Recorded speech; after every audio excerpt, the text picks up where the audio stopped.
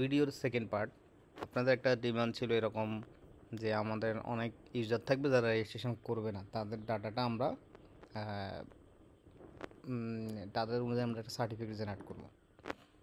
হ্যাঁ, এটা হচ্ছে সেটা হচ্ছে আপাতত শিট করা আছে। শিট ওয়ানে শিট ওয়ানটা বলি।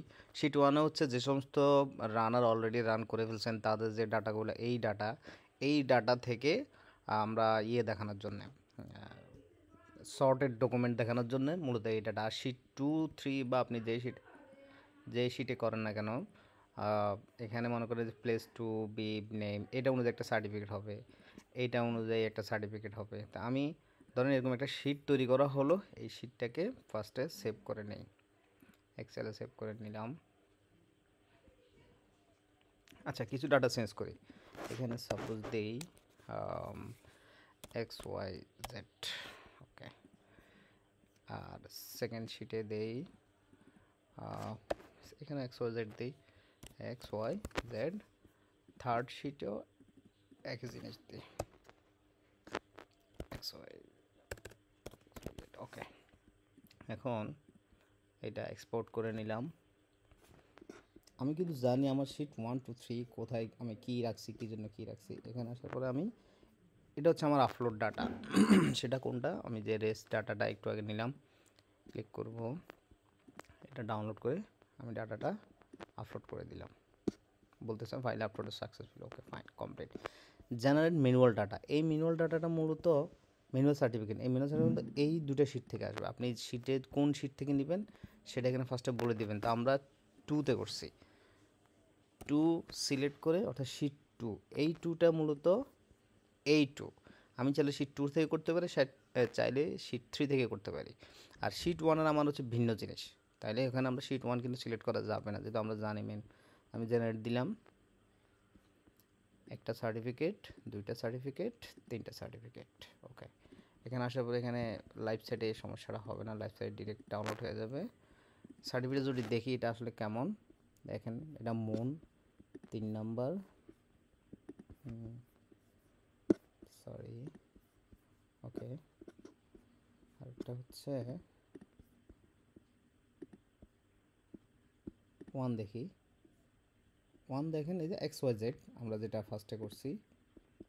আর সার্টিফিকেট 2, এটা হচ্ছে যে র্যাঙ্ক 2002, 2002 মাহবুব, এই যে 1, 2001 XYZ, 1, 2001 XYZ, এইটা।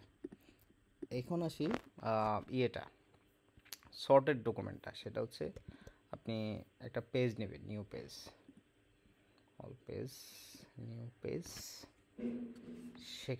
এখানে দিলেন কি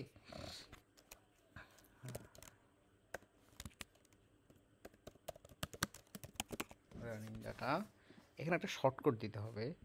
শর্টকাটটা আমার তো মুখস্থ নাই, রান ম্যানেজার,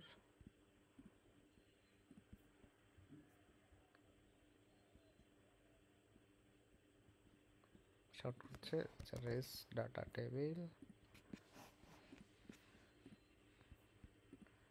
আমি লিভ নিলাম, আগে অলরেডি একটা আমার করা আছে, এই যে রেস ডাটা, এটা পেজ করা আছে এইখানে, রেস ডাটা টেবিল। এখানে একটা প্যারামিটার যাবে, আসে শিট 1, অর্থাৎ আমরা এই 1 নম্বর শিটটা মূলত রেস ডাটা হিসেবে দেখাতে চাচ্ছি। তাইলে হবে কি, আমি যদি সেভ দেই, আমি যদি ওপেন করি, দেখেন এখানে এই যে XYZ, আমরা এখানে যে XYZ চেস করছিলাম, XYZ 2001 মেইল, বাকি ডিটেল সব ঠিক আছে।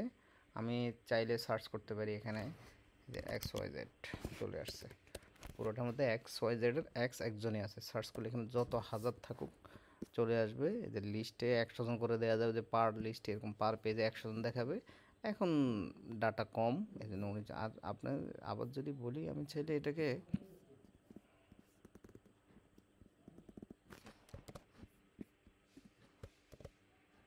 ডাবল করলাম,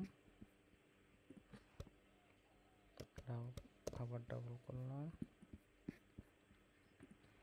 আবার ডাবল করলাম, ওকে, সেভ দিলাম, এটা সেভ করলাম, ফাইন।